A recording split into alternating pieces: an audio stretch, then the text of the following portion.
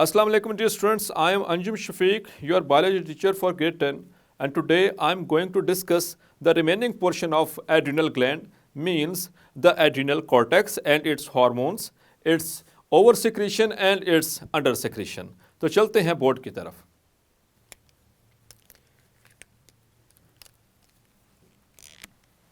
So dear students, adrenal gland.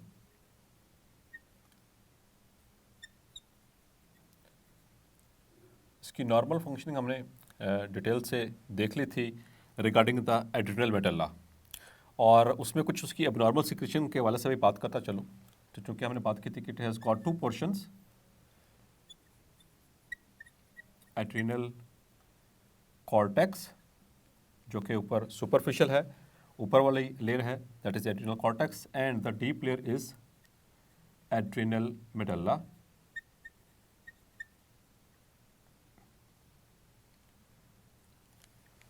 सो dear students, adrenal medulla के हवाले से हम पहले बात कर रहे थे प्रीवियस लेक्चर में, जो थोड़ी सी बात रह गई थी कंप्लीट करते हैं, और उसके बाद मूव करते हैं एड्रिनल कॉर्टेक्स के ऊपर और इसकी इंपॉर्टेंस के ऊपर आते हैं. तो याद रखना है, अगेन आपको याद करवाता चलूँ कि adrenal gland it is the gland of emergency. जब भी हमें कोई एमरजेंसी सिचुएशन का सामना करना पड़ता है तो ये एड्रिनल ग्लैंड उसमें हमें हेल्प आउट कर रहा होता है. सो एड्रिनल मेडल्ला से दो हार्मोन सिक्रेट हो रहे थे. एक that was adrenaline and the second one was noradrenaline. Yes my dear students, और एड्रिनालिन का दूसरा नाम क्या है आपको याद होगा, that is epinephrine, and noradrenaline का दूसरा नाम दैट इज नॉरएपिनेफ्रीन. इनके दरमियान जो डिफरेंस था वो मैंने आपसे प्रीवियस लेक्चर में शेयर किया. तो this are the both of this hormones, they are the stress hormones, and specially the adrenaline जो है ये स्ट्रेस की सिचुएशन में हमें काम आता है, और बाकायदा तौर पर बुक के अंदर मेंशन भी है, इट इज़ स्ट्रेस हार्मोन. तो उसमें मैंने आपको बताया कि ये किस तरह से स्ट्रेस की सिचुएशन में हमें हेल्प आउट कर रहा होता है. लाइक ये हमारे हार्ट रेट को इंक्रीज़ करता है, रेस्पिरेटरी रेट को इंक्रीज़ करता है, स्पेशली ब्लड प्रेशर को इंक्रीज़ करता है, और ब्लड फ्लो को इंक्रीज़ करता है टुवर्ड्स द स्केलेटल मसल्स. जो स्ट्रेस की सिचुएशन में जैसे हम भाग रहे हैं या कोई और इस तरह से लड़ाई झगड़ा है, तो जो मसल्स इस्तेमाल हो रहे होंगे वहाँ पर ये स्ट्रेस हार्मोन्स क्या करेंगे, और ब्लड फ्लो को इंक्रीज़ करेंगे ताकि ज़्यादा से ज़्यादा ऑक्सीजन और ग्लूकोज वहाँ तक पहुँच सके और उसको एनर्जी मसल को मिल सके. और इसी तरह से जो डाइजेशन है वो वक्ती तौर पर जो है वो इनहिबिट कर दी जाएगी, ताकि क्योंकि वो अभी स्ट्रेस की सिचुएशन में डाइजेशन के प्रोसेस को कंटिन्यू करना फ़िलहाल कोई बहुत ज़रूरी नहीं है, तो उसको थोड़ी देर के लिए रोक दिया जाएगा. इसी तरह से प्यूपल्स डायलेट हो जाएंगे ताकि आप उस एमरजेंसी सिचुएशन के अंदर ज़्यादा से ज़्यादा लाइट आ सके और आपको वो उसकी सिचुएशन को समझ आ सकेगा एक्चुअली सामने हो क्या रहा है. और डियर स्टूडेंट्स, अब इसकी एबनॉर्मल सिक्रेशन के वाले से बात करता चलूँ कि if this hormone is in low concentrations, यानी कि इसकी हो अंडर सेक्रेशन, और दूसरी सिचुएशन हो सकती है इसकी ओवर सेक्रेशन. तो ये दोनों ही ख़तरनाक हैं. कुछ रैट्स के ऊपर ये एक्सपेरिमेंट्स किए गए थे कि उनका जो एड्रिनल मेडल्ला है उसको रिमूव कर दिया गया. तो हमने बात की कि ये वाला जो एड्रिनल मेडल्ला है it helps in the stress conditions. तो the person will be unable to cope. It leads to inability to cope the stress situations or stress conditions like cold or fear etcetera etcetera. तो इस तरह की situation से वो निपट नहीं सकेंगे. और जहाँ तक बात है इसकी ओवर सेक्रेशन की डियर स्टूडेंट्स, तो ओवर सेक्रेशन भी इसकी डेंजरस है, क्योंकि नॉर्मली ये क्या कर रहा है, ब्लड प्रेशर को राइज कर रहा है during the situation of emergency. लेकिन अगर इसके लेवल्स हाई रहें, मुसलसल सिक्रेट होता रहे, तो dear students it leads to hypertension.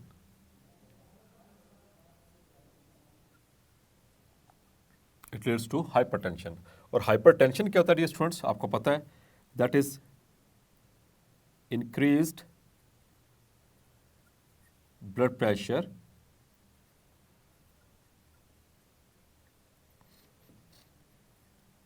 for a long time. यानी कि ऐसा नहीं है कि जस्ट फॉर आवर और जस्ट फॉर 30 मिनट्स कि आपका ब्लड प्रेशर इंक्रीज रहे और उसके बाद नॉर्मलाइज हो जाए तो ये हाइपरटेंशन निकल आएगी। ये तो वक्ती तौर पर है ब्लड प्रेशर का इंक्रीज हो जाना। लेकिन डियर स्टूडेंट्स, अगर ये मुसलसल हाई रहे, अगर ये मुसलसल हाई रहे, कई कई दिनों तक हाई रहे ब्लड प्रेशर, तो फिर या दिन में ज़्यादा औकात में हाई रहता हो, तो this condition is called as hypertension, जो किसकी वजह से होगी? Due to the over secretion of this hormone. और आपको पता है डियर स्टूडेंट्स कि हाइपरटेंशन जो है it leads to cardiovascular disorders. And what are cardiovascular disorders? Heart and blood vessel से रेलेवेंट जो डिसऑर्डर्स होते हैं या डिजीज़ होती हैं वो उससे जन्म ले सकती हैं। It may lead to heart attack, it may lead to congestive heart failure वगैरह वगैरह। सो आपने देखा कि एड्रिनल मेडुला किस तरह से हमें हेल्प करता है, लेकिन अगर इसकी नॉर्मल सिक्रेशन ना हो, कम सिक्रेशन हो, तो किस तरह से इसने नुकसान पहुंचाना है, हमारे अंदर वो एबिलिटी ख़त्म हो जाए कि हम किसी स्ट्रेस की सिचुएशन से गुजर सकें। और अगर ओवर सिक्रीट होगा तो it leads to abnormally high blood pressure, जो कि ख़तरनाक हो सकता है। सो डियर स्टूडेंट्स, आप आते हैं एड्रिनल कॉर्टेक्स की तरफ। सो एड्रिनल कॉर्टेक्स से क्या सिक्रीट हो रहे थे, मैंने आपको बताया था। There is a group of hormones which are called as corticosteroids. और इनको कॉर्टिकोस्टेरॉइड्स इसलिए कहते हैं, कॉर्टिको का मतलब है कॉर्टेक्स से रिलीज हो रहे हैं और स्टेरॉइड्स का मतलब that is there chemical nature. तो अगर इनका जनरलाइज्ड फंक्शन की बात करें, एक ओवरऑल फंक्शन की बात करें इन सब की, एड्रिनल कॉर्टेक्स से जितने भी हार्मोन्स हैं यानी corticosteroids, they maintain water and solute यानी कि salts level in the body. लेकिन अगेन डियर स्टूडेंट्स, याद रखना है कि कब? ड्यूरिंग इमरजेंसी सिचुएशन, उस वक्त ये इसको रेगुलेट करेंगे। इसके अलावा इनका एक और इम्पॉर्टेंट फंक्शन है, that is they increase the blood glucose levels. लेकिन again dear students, remember it, only in the emergency situation. जब हमें इमरजेंसी सिचुएशन का सामना हो और उस वक्त उससे निमटने के लिए हमें एनर्जी चाहिए, और एनर्जी कैसे मिलनी है? By the oxidation of glucose. और वो ग्लूकोज कहाँ से प्रोवाइड की जाएगी? ड्यूरिंग इमरजेंसी सिचुएशन, ताकि जो हमारी ब्लड स्ट्रीम में है उसके साथ इजाफा हो सके, वो प्रोवाइड करेगा एड्रिनल ग्लैंड। और एड्रिनल ग्लैंड का कौन सा पोर्शन प्रोवाइड करेगा? Adrenal cortex. डियर स्टूडेंट्स, आपको एक यहाँ पर इंटरेस्टिंग फैक्ट बताता चलो कि जो ग्लूकोज है it is present in our blood in normal amounts, लेकिन जब ये नॉर्मल अमाउंट से एक्सीड कर जाए, यानी कि सरप्लस ग्लूकोज मीन्स के एक्सेस ऑफ ग्लूकोज, वो हमारी बॉडी में कहाँ पे जाती है? आपने पहले भी पढ़ा हुआ है कि जो सरप्लस ग्लूकोज या excess of glucose, it is converted into glycogen. So surplus glucose is converted into glycogen, और ग्लाइकोजन कहाँ पर स्टोर होगी? Into the liver and muscle cells, वहाँ पर डिस्टोर स्टोर हो जाएगी। लेकिन जब ज़रूरत पड़ेगी तो तब यही ग्लाइकोजन को ब्रेक डाउन किया जाएगा, it is broken down and it is converted into glucose, and that very glucose when oxidized it gives us ATP। ये तो एक नॉर्मल प्रोसीजर चल रहा है। लेकिन इमरजेंसी सिचुएशन में जो ग्लूकोज बननी है इसका फ़र्क आपको समझाने लगूँ। Just for the sake of information, being a science and medical students आपको बता रहा हूँ कि यहाँ पर जो ग्लूकोज लेवल इंक्रीज होगा वो ग्लाइकोजन के टूटने से नहीं होगा, यानी कि जो कॉर्टिकोस्टेरॉइड्स हैं वो ग्लूकोज के लेवल को ग्लाइकोजन के ब्रेकडाउन से इंक्रीज नहीं करेंगे, बल्कि they will start the interconversion of proteins into carbohydrates। पहले उनको प्रोटीन्स को कार्बोहाइड्रेट्स के अंदर कन्वर्ट किया जाएगा, यानी कि ग्लूकोज के अंदर, और फिर उस ग्लूकोज की जो ऑक्सीडेशन होगी उससे क्या मिलेगी, एटीपी। तो यहाँ पर ये फ़र्क आपने याद रखना है।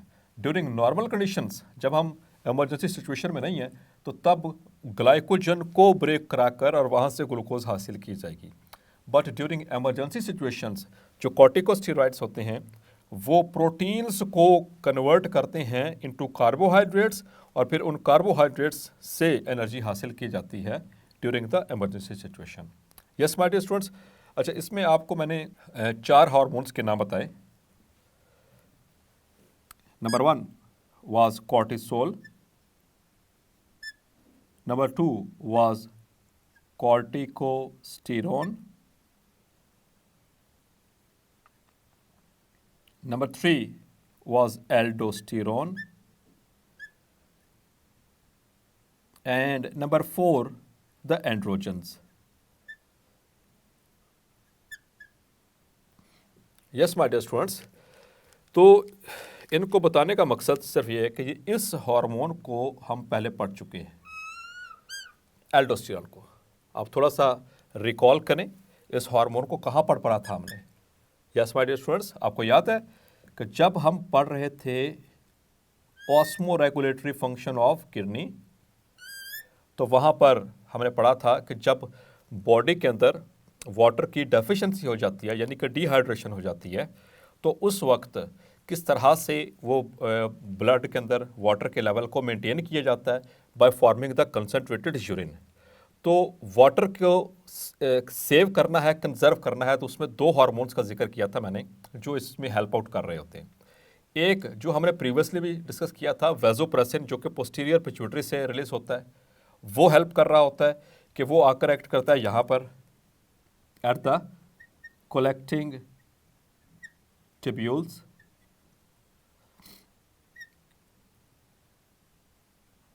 एंटी डायूरेटिक हार्मोन, या जिसको हमने वेजोप्रेसिन कहा।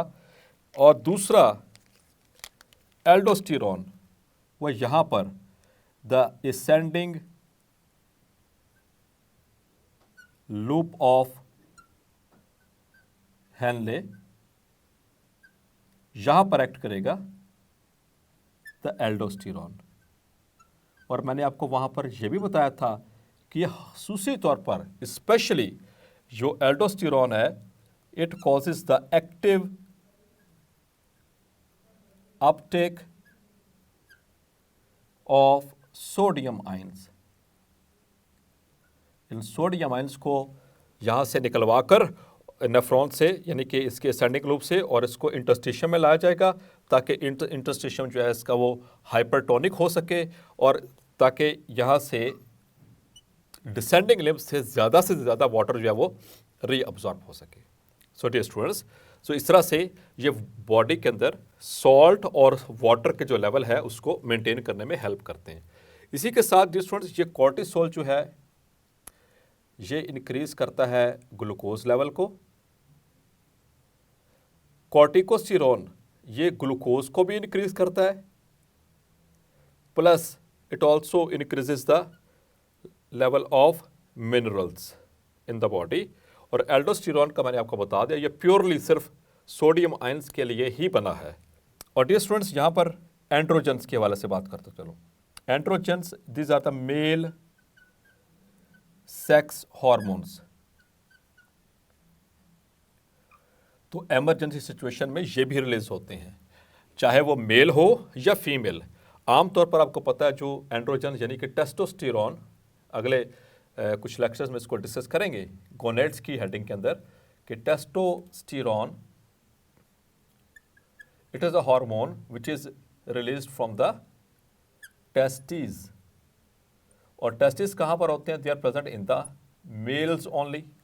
तो फिर फीमेल्स के अंदर टेस्टोस्टेरोन का लेवल भी शो होता है उस वक्त जब फीमेल जो होती हैं वो मुसलसल किसी इमरजेंसी सिचुएशन से किसी स्ट्रेसफुल सिचुएशन से गुजर रही हों, तो तब उनके एड्रिनल कॉर्टेक्स से रिलीज़ होते हैं एंड्रोजन्स, और उनके अंदर एंड्रोजन्स जब इसका लेवल बढ़ना शुरू हो जाएगा तो उनके अंदर कुछ मेल जो करेक्टरिस्टिक्स हैं, लाइक चेहरे पे बाल आना शुरू हो जाते हैं, बिकॉज कि टेस्टोस्टेरोन ये इसका फंक्शन है कि जो मेल सेकेंडरी सेक्सुअल करेक्टर्स हैं जिसमें दाढ़ी मूंछ का आ जाना, आवाज़ का भारी हो जाना, axillary hairs and under arm hairs, या इसी तरह से जो प्यूबिक हेयर्स हैं इनका निकल आना, तो ये सारे सेकेंडरी सेक्सुअल करेक्टर्स हैं जो कि किसकी वजह से हो रहे हैं?